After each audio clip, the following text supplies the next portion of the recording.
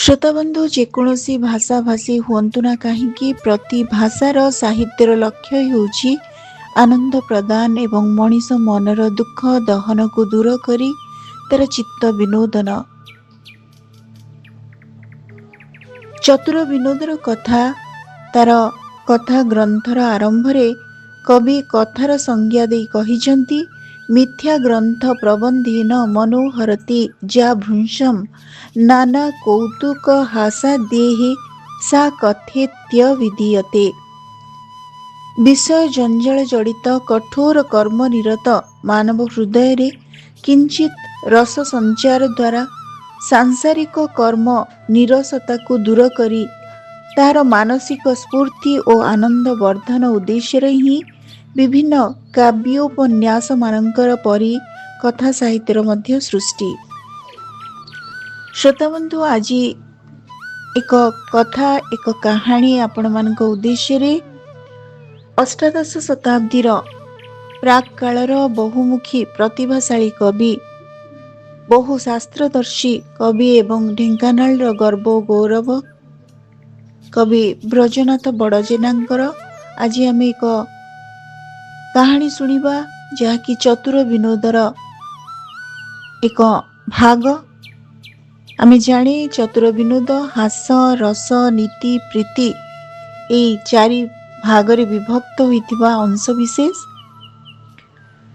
ଆମେ ଶୁଣିବା ଆଜି ନୀତି ବିନୋଦର କାହାଣୀ। ତେବେ କବି ବ୍ରଜନାଥ ବଡ଼ଜେନା 1730 କାଳରେ ଜନ୍ମ, ଆନୁମାନିକ 1795 ବେଳକୁ ତାଙ୍କର ଦେହାନ୍ତ ହୁଏ ପୁରୀରେ।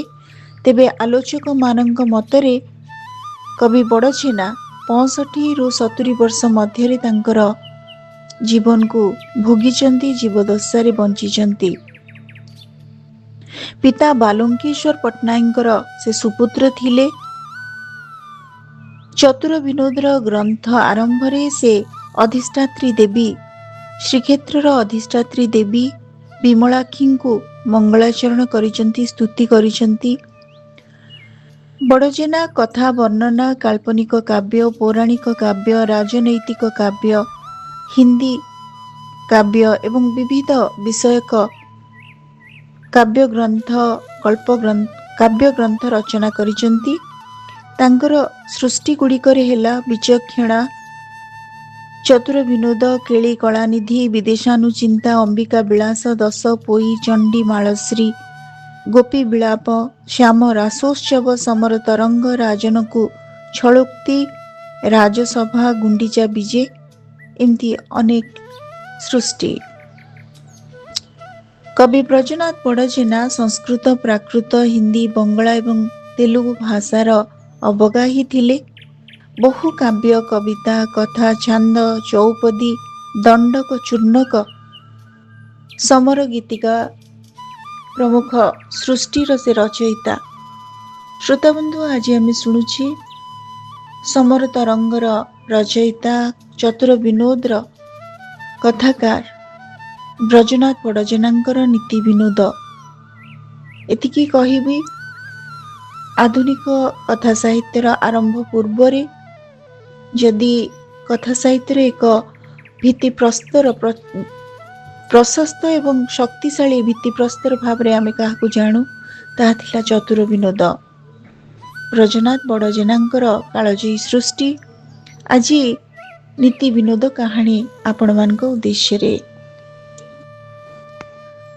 ନୀତି ବିନୋଦ କାହାଣୀକାର ବ୍ରଜନାଥ ବଡ଼ଜେନା। ସେ ଯେ ପୂର୍ବ ଦିଗରେ କୀର୍ତ୍ତିମଣ୍ଡନ ନାମେ ଏକ ରାଜ୍ୟ ଅଛି, ସେ ରାଜ୍ୟ ରାଜା ନାମ ଚନ୍ଦ୍ରାଲୋକ। ସେ ରାଜାଙ୍କ ଧର୍ମ, କର୍ମ, ନୀତି ବିଚାର, ବୀର ସୁରପଣ, କୁଳଶୀଳତା ଇତ୍ୟାଦି ଗୁଣମାନଙ୍କରେ ଅଦ୍ୱିତୀୟ ଅଟନ୍ତି। ତାହାଙ୍କ ଗୁଣ କୀର୍ତ୍ତିମାନ ଦିଗମାନଙ୍କରେ ପ୍ରକଟ ହୋଇ ଶୋଭା ପାଉଛି। ପ୍ରଜାମାନଙ୍କୁ ପୁତ୍ରପରା କରି ପାଳନ୍ତି। ସେହି ରାଜ୍ୟରେ କୁଶଳକର୍ମା ନାମେ ଏକ ବ୍ରାହ୍ମଣ ଜଣେ ଥିଲା। ତାହାର ଏକ ଭାର୍ଯ୍ୟା, ଏକ ପୁତ୍ର, ଏକ ଦୁହିତା, ଏ ରୂପେ 4 ପ୍ରାଣୀ। ସେ ବ୍ରାହ୍ମଣ ବେଦବିଦ୍ୟାରେ ନିପୁଣ ବୋଲି ବିଚିତ୍ର ତୁଙ୍ଗ ଦେଶ ରାଜା ଅମର ତିଳକ ନୃପତି ସେ ବ୍ରାହ୍ମଣକୁ ବେଦ ପାରାୟଣ କରିବା ନିମନ୍ତେ ବରଣ କରିନେଲେ। ସାମବେଦ ପାରାୟଣରେ ସେ ବ୍ରାହ୍ମଣ ରାଜାଙ୍କ ଛାମୁରେ ବହୁତ କାଳ ରହିଲା। ଏଣେ ଏକ ଦିନକରେ କୁନ୍ଦରେଖା ନାମେ ସେ ବ୍ରାହ୍ମଣ ଝିଅ ସନ୍ଧ୍ୟା ସମୟରେ ନଗ୍ର ଉପାନ୍ତ କୂପକୁ ଜଳ ଆଣିବାକୁ କୁମ୍ଭ ଘେନିଗଲା। କୁମ୍ଭ କଣ୍ଠରେ ରଜୁ ବନ୍ଧନ କରି କୂପରୁ ଜଳ ଘଟେ ପୁରାଇ ଓଟାରି ଆଣନ୍ତେ ପାଦ ଖସିଯିବାରୁ କୂପରେ ପଡ଼ିଗଲା।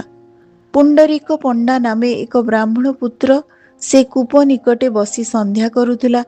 କୁନ୍ଦରେଖା କୂପରେ ପଡ଼ିବାର ଚାହିଁ ସନ୍ଧ୍ୟା ଛାଡ଼ି ସତ୍ୱରେ ଆସି କୂପକୁ ଚାହାନ୍ତେ ଦେଖିଲା କୁମାରୀ ଉଭେଇ ଟୁଭେଇ ହେଉଛି। ଏହା ଦେଖି ସେ ବ୍ରାହ୍ମଣ କୂପକୁ ଡେଇଁ ପଡ଼ି ସେ କୁମାରୀକୁ ସମ୍ଭାଳି ଧରିଲା। ଅନେକ ଶ୍ରମରେ ତାକୁ ଉପରକୁ ଆଣିଲା।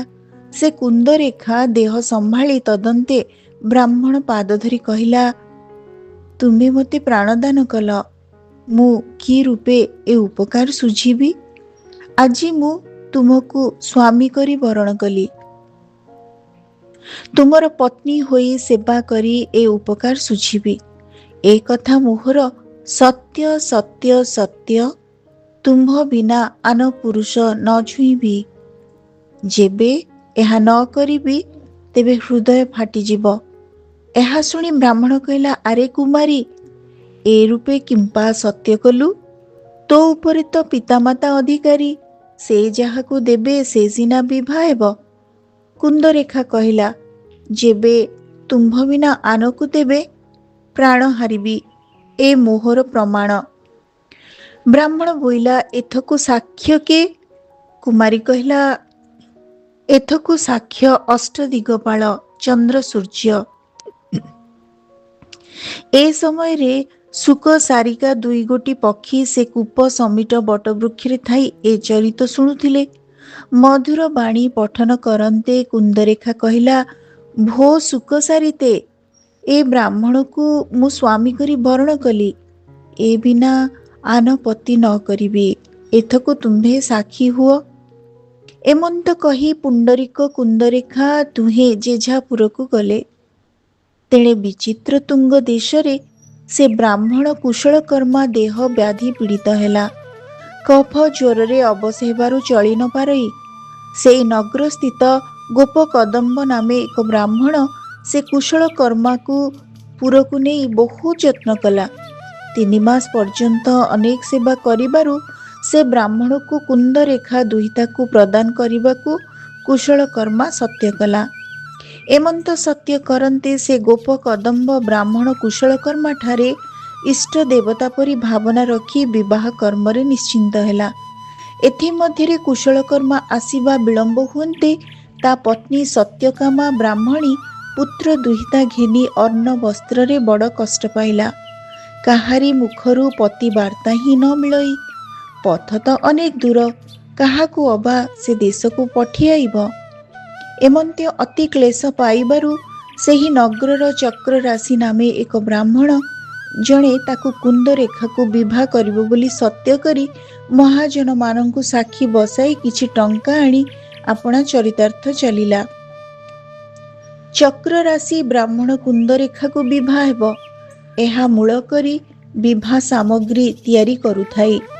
ସେହି ସମ୍ବତ୍ସରେ ଆଗକୁ ସିଂହ ବୃହସ୍ପତି ଯୋଗ ଅଶୁଦ୍ଧ କାଳରୁ ବିବାହ ନାହିଁ ବୋଲି କୁଶଳକର୍ମା ଗୋପକଦମ୍ବକୁ ସଙ୍ଗେ ଘେନି ଦୁହିତା ପ୍ରଦାନ କରିବ ବୋଲି ପୁରକୁ ଅଇଲା। ଏଇ କାଳ ଅଶୁଦ୍ଧ ଜାଣି ଚକ୍ରରାଶି ବ୍ରାହ୍ମଣ ସମ୍ଭାର ତିଆରି କରି ବିଭା ଲଗ୍ନ ପ୍ରମାଣ କରିଛି। କୁମାରୀ ସତ୍ୟ ବଚନ ମନେ ଘେନି ପୁଣ୍ଡରୀକ ପଣ୍ଡା ବିଭା ହେବା ନିମନ୍ତେ ଭୂଷଣମାନ ନିର୍ମାଣ କରଇ। ଏମନ୍ତେ କୁଶଳକର୍ମା ଗୋପକଦମ୍ବକୁ ଘେନି ମନ୍ଦିରେ ମିଳି ବିବାହ ଉଦ୍ୟମ କରନ୍ତେ ଚକ୍ରରାଶି ବ୍ରାହ୍ମଣ ମହାଜନ ସାକ୍ଷୀ ବସାଇ ଗୋପକଦମ୍ବକୁ ଦୁହିତା ପ୍ରଦାନ ନ କର ବୋଲି କୁଶଳକର୍ମାକୁ ରାଜାଙ୍କ ରାଣ ଦେଲା। ଏହି ରୂପେ ପରସ୍ପରେ ସେ ବେନି ବ୍ରାହ୍ମଣ ଦ୍ୱନ୍ଦ୍ୱ ହୁଅନ୍ତେ ସେଇ ଦୁଇ ବରଯାକ ଚନ୍ଦ୍ରାଲୋକ ରାଜାଙ୍କ ଛାମୁକୁ ଗୁହାରି କରିବାକୁ ଗଲେ। ସେ ରାଜା ଏ ଦୁହିଁଙ୍କ କଥା ଶୁଣି ବିଚାରିଲେ, ଦୁହେଁ ତ ଗରହିତ ନ୍ୟାୟ କାହାକୁ କନ୍ୟା ଦେବା? ଏହି ଧର୍ମ ବିଚାରଣା କରି ନ୍ୟାୟ ଛିଣ୍ଡାଇ ନ ପାରିଲେ। ସମସ୍ତ ବ୍ରାହ୍ମଣଙ୍କୁ ଡକାଇ ଆଜ୍ଞା ଦେଲେ, ଆହେ ବ୍ରାହ୍ମଣ ଗୋସାଇଁମାନେ, ଅଶୁଦ୍ଧ ଦ୍ରବ୍ୟ ପଡ଼ି ଯେଉଁ ସ୍ଥାନ ଅସଂସ୍କାର ହୋଇଥାଇ ସେ ସ୍ଥାନରେ ପବିତ୍ର ଜଳ ପଡ଼ିଲେ ସିନା ଶୁଦ୍ଧ ହୁଏ। ଏ ଘେନି ବ୍ରାହ୍ମଣଙ୍କ ନ୍ୟାୟ ବ୍ରାହ୍ମଣ କରିବ। ଯାହାର କନ୍ୟା ପ୍ରବର୍ତ୍ତିବ ତାହା ଆମ୍ଭ ଝାମୁରେ କହିଲେ ତାକୁ କନ୍ୟା ବିଭା କରିବା। ଏମନ୍ତ ଆଜ୍ଞା ପାଇ ସକଳ ବ୍ରାହ୍ମଣମାନେ ନନ୍ଦ, ମିଶ୍ର, ମହାପାତ୍ର, କର, ରଥ, ଆଚାର୍ଯ୍ୟ, ଷଡ଼ଙ୍ଗୀ, ଭଟ୍ଟ, ଦୁବେଇ, ତିହାଡ଼ି, ପାଣି, ଶତପଥୀ, ପତି, ଚକ୍ରବର୍ତ୍ତୀ, ଦାସ, ଦୀକ୍ଷିତ, ମୁନି, ଦେବତା, ବ୍ୟାସ, ଚଇନି, ପଣ୍ଡା, ପତ୍ରୀ ଏମାନେ ସମସ୍ତେ ଆସିଲେ। ରାଜାଙ୍କ ଝାମୁରେ ଥିବା ସକଳ ସାମନ୍ତ ବ୍ରାହ୍ମଣମାନଙ୍କୁ ରାଜା ଆଜ୍ଞା କଲେ, ତୁମେମାନେ ମଧ୍ୟ ଯାଅ। ରାଜଗୁରୁ, ରାୟଗୁରୁ, ବ୍ରହ୍ମା, ପାଟଯୋଶୀ, ପହରାଜ, ପରମଗୁରୁ, ପୁରୋହିତ, ବଡ଼ପଣ୍ଡା, ସଦୀଶ, ଖାଡ଼ଙ୍ଗା, ଭଟ୍ଟମିଶ୍ର, ବାଜପୋଇ, ଅଗ୍ନିହୋତ୍ରୀ, ସାମନ୍ତରା, ବାହିନୀପତି ଏମନ୍ତେ ବ୍ରାହ୍ମଣ ଗୋସାଇଁମାନେ ସମସ୍ତେ କୁଶଳ କର୍ମା ଗ୍ରାମରେ ପ୍ରବେଶ ହେଲେ। କୁନ୍ଦରେଖା କୁମାରୀ ପତନକୂପ ସମୀପ ବଟବୃକ୍ଷ ମୂଳେ ପ୍ରସାର ପାଷାଣ ବେଦୀ ଉପରେ ସେ ବ୍ରାହ୍ମଣମାନଙ୍କୁ ଗୁହାରିଆ ବ୍ରାହ୍ମଣ ଯଥାନୁରୂପେ ବସାଇଲା। ସେ ଦୁଇ ବର ବ୍ରାହ୍ମଣକୁ ଡକାଇ ସମସ୍ତ ବ୍ରାହ୍ମଣ ଗୋସାଇଁମାନେ ବିବାହ ବିଷୟ ପୁଛନ୍ତି। ଏ ସମୟରେ ପୁଣ୍ଡରୀକ ପଣ୍ଡା ଆଗରେ ଉଭା ହୋଇ କହିଲା, ଆହେ ଗୋସାଇଁମାନେ, ଆପଣ ଯିଏ ଏ ନ୍ୟାୟ କରୁଛ, ମାତ୍ର ଏ କନ୍ୟାକୁ ମୁଁ ବିଭା ହେବି। ଧର୍ମରେ ମୋର ପ୍ରାପତଟି ଏହା ବିଚାରି ନ୍ୟାୟ କରିବା ହଉ। ଏହା ଶୁଣି ସମସ୍ତେ ଚକିତ ହେଲେ। ବୋଇଲେ, ଏ ପୁଣି କି କଥା? ତାକୁ କହିଲେ, ଏ କନ୍ୟା ତୋର କି ରୂପେ ତାହା ଦେଖି କହ ଶୁଣିବା। ସେ କହିଲା, ମୁଁ କି କହିବି? ମୋହର ଅଷ୍ଟଦିଗପାଳ ଚନ୍ଦ୍ର ସୂର୍ଯ୍ୟ ସାକ୍ଷୀ ଅଛନ୍ତି, ସେ କହନ୍ତେ ସିନା। ଏ ସମୟରେ ସେ ବୃକ୍ଷ ଉପରେ ବସି ଶୁକ ସାରିକା ଦୁହେଁ କୋଳାହଳରେ ମଧୁର ବାଣୀ ପଠନ କରି ଉଚ୍ଚରେ ହସି ଉଠନ୍ତେ ବ୍ରାହ୍ମଣମାନେ କହିଲେ, ହେ ଶୁକ ସାରିକେ, ତୁମ୍ଭେ କି ନିମିତ୍ତେ ହସିଲ ତାହା କହ। ତହିଁକି ଶୁକ ସାରିକା କହୁଛନ୍ତି, ଆହେ ଗୋସାଇଁମାନେ, ଏଥକୁ ଯେ ଯାହାର କନ୍ୟା ସେ ତ ଅବଶ୍ୟ ତାକୁ ପ୍ରାପତ ହେବ। ତେବେ କୁନ୍ଦରେଖାକୁ ପୁଣ୍ଡରୀକ ପଣ୍ଡା ବର ପ୍ରାପତ ହେଲା। ପୁଣ୍ଡରୀକ ପଣ୍ଡାରେ କନ୍ୟାର ଯେଉଁ ସମ୍ବାଦ ଅଛି ତାହା ପଚାରି ଶୁଣ। ଶୁଣି ବ୍ରାହ୍ମଣମାନେ ପୁଣ୍ଡରୀକ ପଣ୍ଡାକୁ ପଚାରିଲେ, ଏ କନ୍ୟାଠାରେ ମୋର ଯେଉଁ ନଟ ଅଛି ତାହା ଏ ଶୁକ ସାରିକା ଶୁଣି ଦେଇଛନ୍ତି, ସେ କହନ୍ତୁ ତାଙ୍କଠାରୁ ଶୁଣ। ବ୍ରାହ୍ମଣ କହିଲେ, ହେ ଶୁକ ସାରିକେ, ତୁମ୍ଭେ ଏ ପ୍ରସଙ୍ଗ କି ଜାଣିଛ ତାହା କହ। ଶୁକ ସାରିକା ଏହା ଶୁଣି କୁନ୍ଦରେଖା କୂପରେ ପଡ଼ିବା ଠାରୁ ପୁଣ୍ଡରୀକ ପଣ୍ଡାକୁ ବରଣ କରିବା ଚରିତ ସରିକି ସମସ୍ତ କହିଲେ। ଶୁଣି ବ୍ରାହ୍ମଣମାନେ କହିଲେ, ପୁଣ୍ଡରୀକ ପଣ୍ଡା କୁନ୍ଦରେଖାକୁ ଜୀବନଦାନ ଦେଇଛି। କୁନ୍ଦରେଖା ଧର୍ମ ସାକ୍ଷୀରେ ତାକୁ ବରଣ କରିଅଛି। ପୁଣି ଆନ ପୁରୁଷ ଛୁଇଁଲେ ତାର ହୃଦୟ ଫାଟିଯିବ, ଏ ରୂପେ ସତ୍ୟ କରିଛି। ସ୍ୱୟଂ ବରଣ ତ ସବୁକାଳେ ପ୍ରଧାନ, ଏ ତ ଦୈବ ଆୟତ୍ତରୁ ସ୍ୱୟଂ ବରଣ ହେଲା ନା। ଶ୍ରୋତାବନ୍ଧୁ, ଆଜି ଆମେ ଶୁଣୁଥିଲେ ରୀତି ଯୁଗର କବି ଯଶସ୍ୱୀ ବ୍ରଜନାଥ ବଡ଼ଜେନାଙ୍କ ଗଳ୍ପ ନୀତି ବିନୋଦ। ଚତୁର ବିନୋଦର ଏହି ଭାଗଟି ଆପଣମାନଙ୍କୁ କେମିତି ଲାଗିଲା? ଆପଣମାନଙ୍କ ମତାମତ ଅପେକ୍ଷାରେ ରହୁଛି। ଧନ୍ୟବାଦ।